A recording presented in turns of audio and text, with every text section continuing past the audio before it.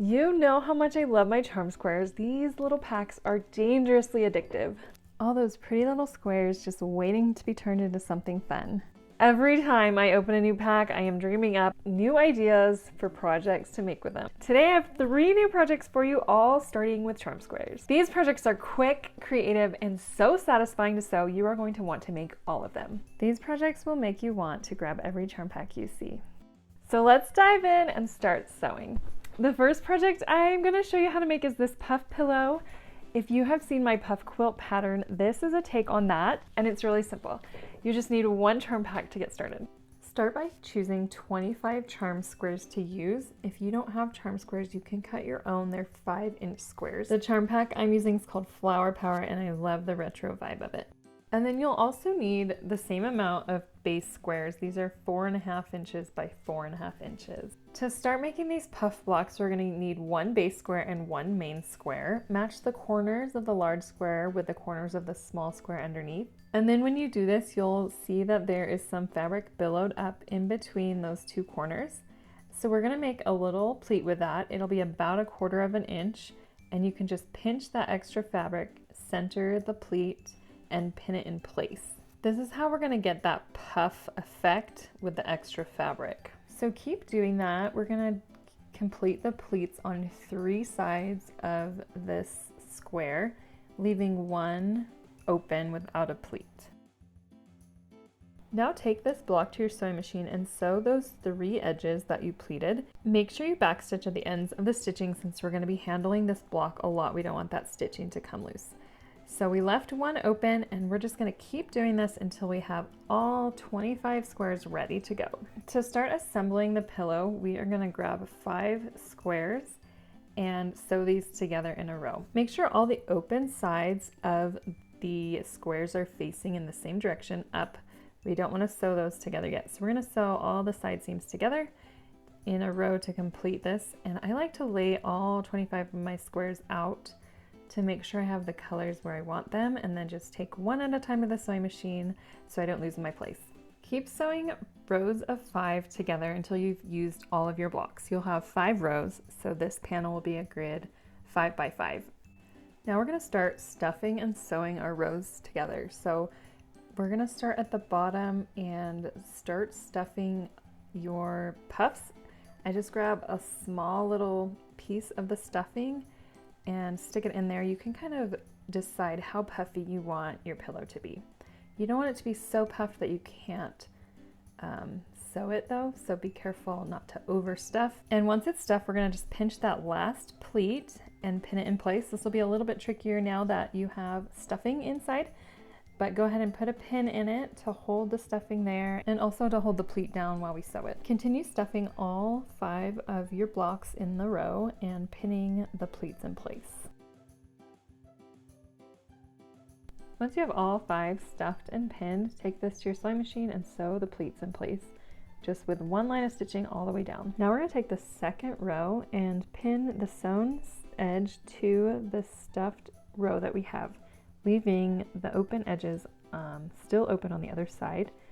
So pin these at the intersections of the seams between each block.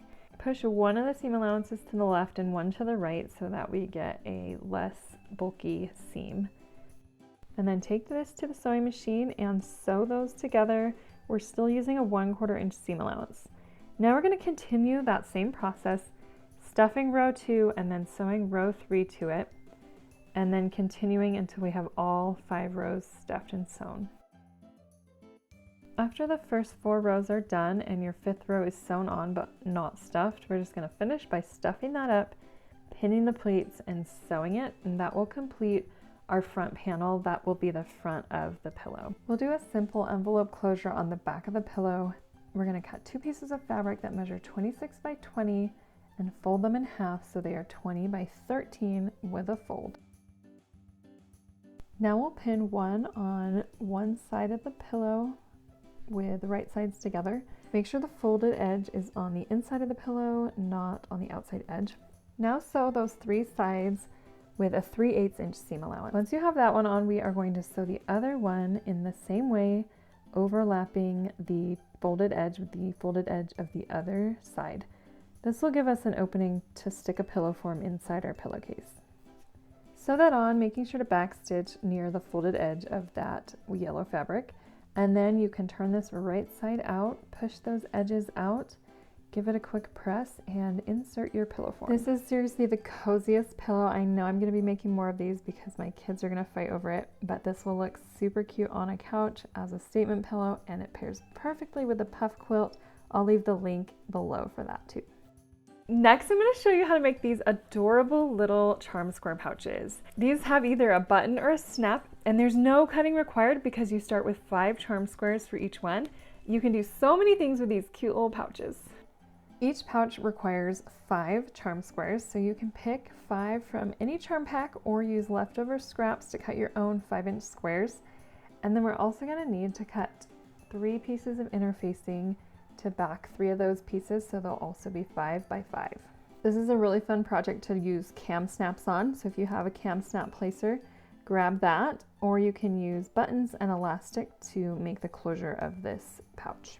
Start by interfacing 3 of your squares. This will be the flap and then the sides of your pouch. And then grab one of those to make the flap. We're going to fold this in half and press, and then sew down both short edges with a 1/2 inch seam allowance.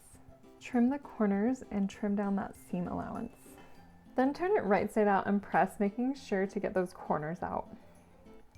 With the other 4 charm squares, we're going to make the sides of the pouch. So each set of 2 should have 1 interfaced piece and 1 not interfaced piece.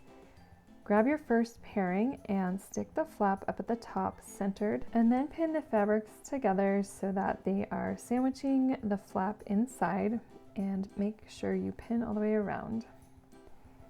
Now we're going to sew around this, leaving a 2-inch opening at the bottom and making sure we use a 1/4 inch seam allowance so that we don't sew over the side of the flap. Trim the corners and then turn right side out.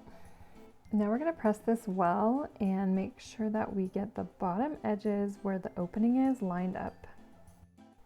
Repeat the same process with the other 2 pieces to create another side with no flap. Now we're going to place these together with the sides that we want to be on the outside of our pouch facing together.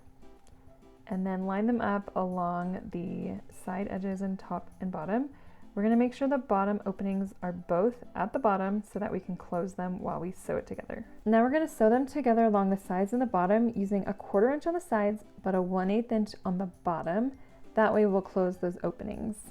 Don't worry about clipping the corners or anything. We're just going to turn this right side out. Our seam allowance is finished, so it'll be really nice inside, and this seam allowance will also make the bottom edges a little bit rounded, which is cute.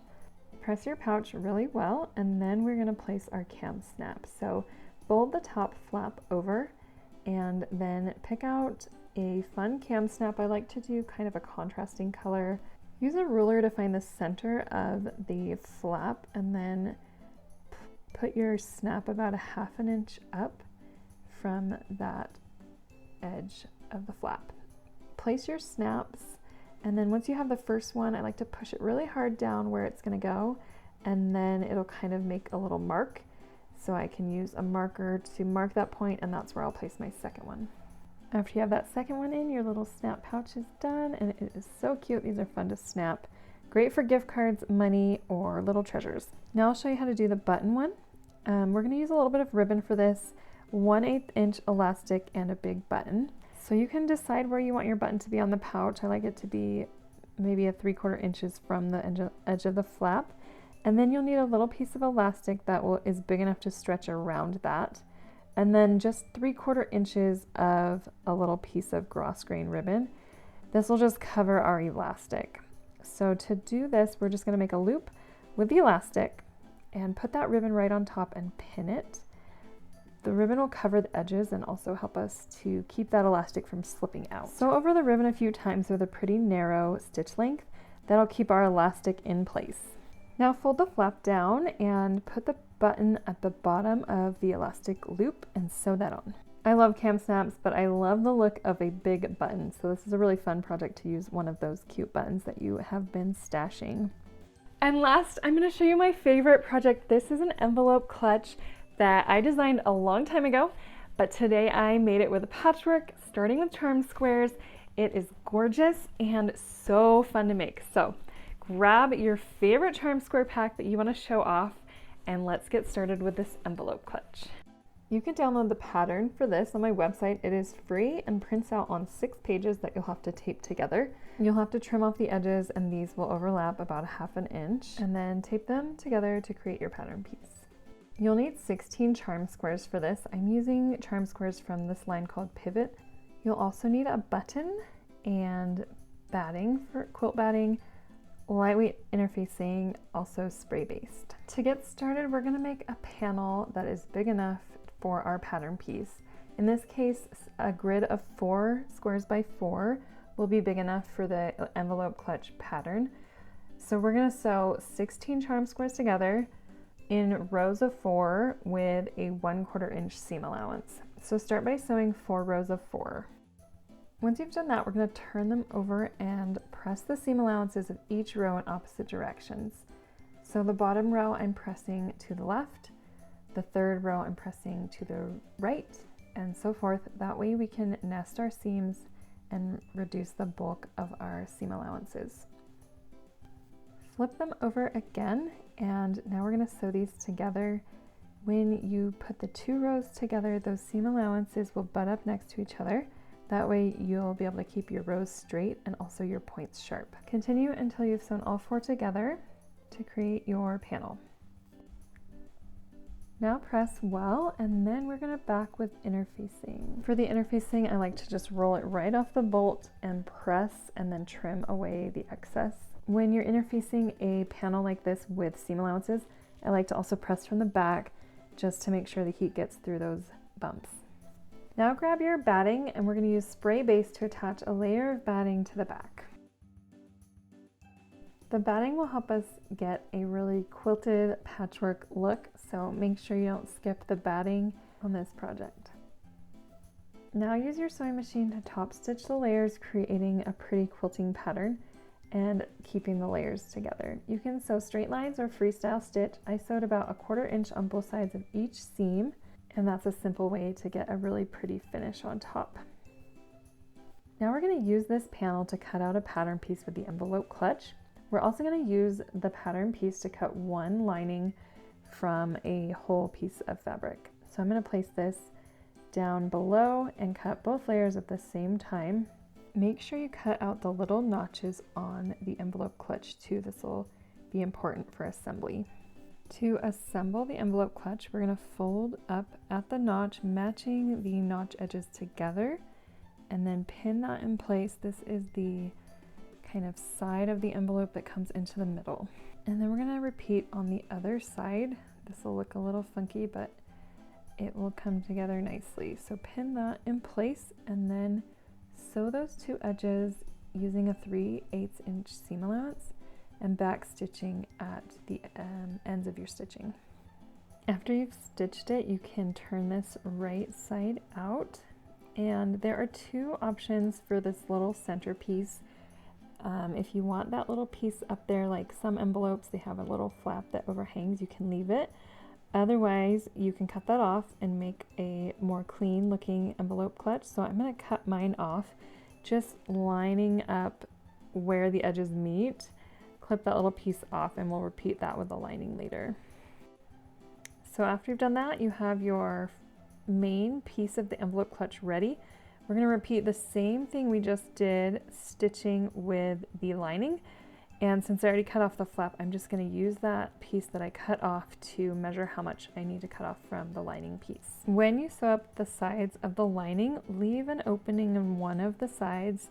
That will let us turn it later. So I like to leave about 2 or 3 inches right on one of those side edges.